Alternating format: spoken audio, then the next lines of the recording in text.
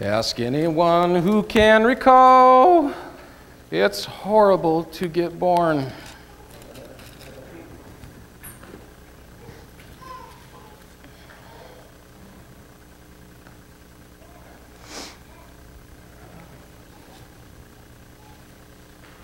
We talked about it in passing last week, in between speakers, and I don't know what it is, but it's a good sign, and it's this, that it feels like, to me, as a 42-year-old male, excuse me, 43.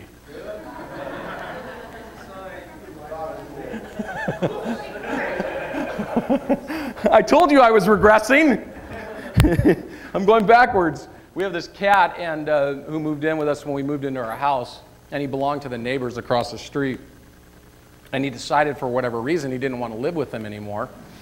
And so he moved in with us 4 years ago. And they said he was 18 years old when he moved in. And he was kind of bony and scrawny, and you know, he looked like he kind of was on his last legs. And I don't know what it was, but like, for some reason this cat, I've never had a pet like this. Now, I had pets growing up, dogs. We never had a cat growing up, but we always had dogs, pheasants, quail, doves, chickens, turkeys, geese, ducks, goats. What? No, never had a frog. I mean, like, we had a farm. We had a big farm in our backyard, but I never had a cat.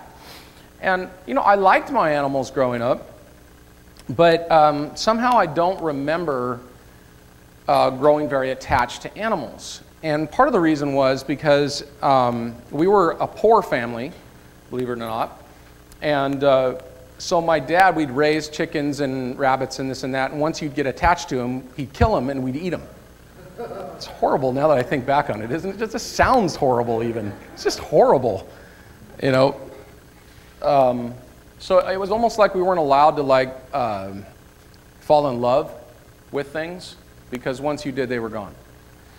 And so when Holly and I moved into this house, we didn't have any animals with us, and we hadn't, as a married couple, and even dating, we didn't have any animals, no pets. So we move into this house, and we still didn't have any pets, but now this cat moves in. And he starts breaking my heart, because I'm like, he's old and he's going to die. And the Lord just is like, keeps opening my heart. And I'm like, that's not cool. None of this is cool, Lord. Like, I don't want to feel like that.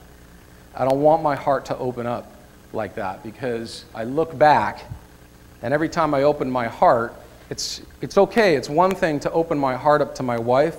I have 7 years with her. And even that's hard for me.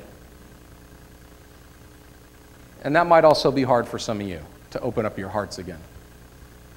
In fact, I know it's hard for everybody,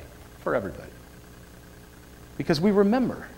We remember without remembering that there was a time when we were little where we opened up and we acutely felt everything, didn't we? I felt everything. I've told the stories in here of like, I was so sensitive as a really little kid that I remember I used to live just over the hill right there, and we would come down the canyon to the beach, and we would see the gray whales migrating from the canyon. And I remember asking my mom, I must have been 3 or 4 years old, I remember asking my mom if the gray whales would die, because I loved them. I thought they were beautiful creatures, and I loved them. And she said, well, yes, you know, they will die one day. And I cried all the way into Santa Monica. I just cried and cried. I was inconsolable. Couldn't stop crying. And she's like, you got it, you know, this is the way of things, you know, things die, you know. And I was like, no, not the whales. Anything but the whales, you know. And it's funny because then you go through like heartbreak. You know, people die. You know, my folks both died. It crushed me when my dad died. Crushed me even more when my mom died. Crushed me when my friends died of overdoses. People that taught me how to surf, they all died. They all overdosed and died. And then there's girlfriends and boyfriends. Oh my gosh. If there's a final nail in the coffin, that's probably it for most of us. That was probably it. You know, that one big heartbreak, and that was the end of that. I ain't opening up anymore. I'm done, right? And now, here we are as Christians, and the one thing the Lord calls us to is to open our hearts again, to feel again, to live again. I have come that you might have life, and life more abundant.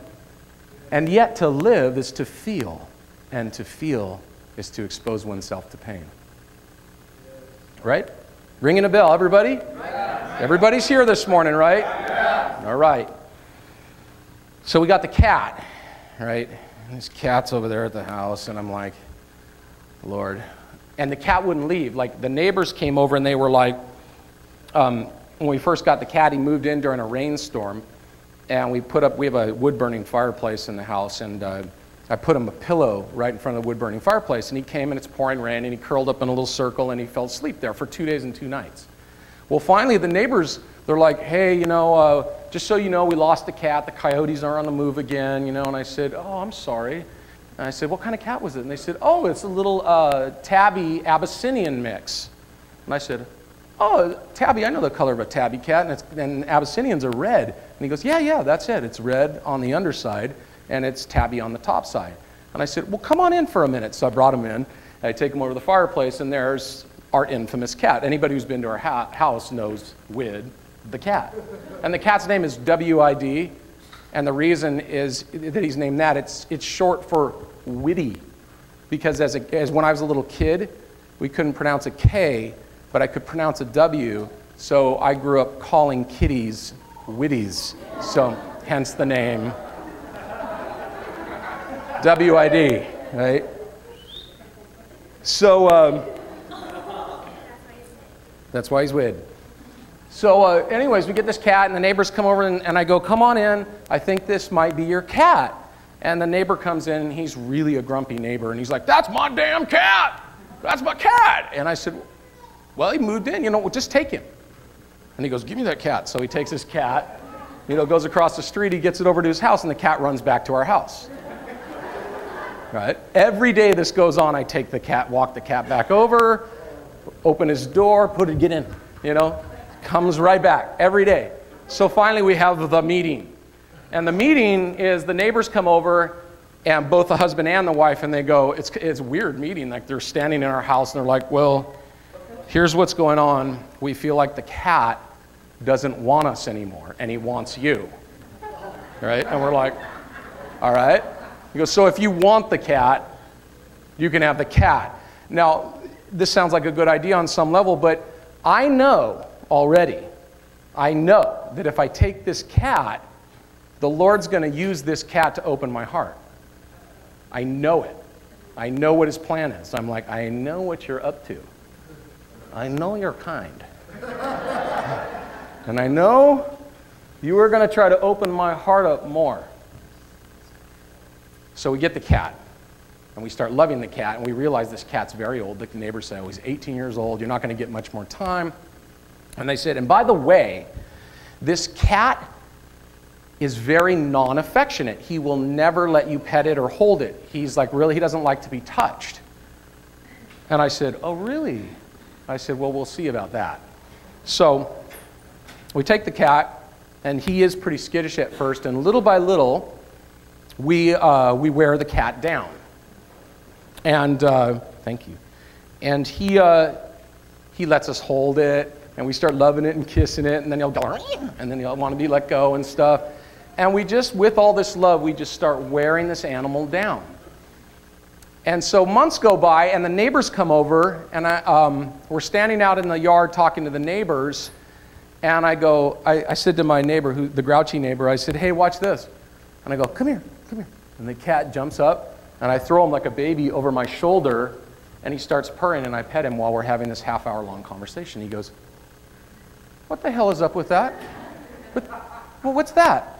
And I said, a little love goes a long way. A little love goes a long way.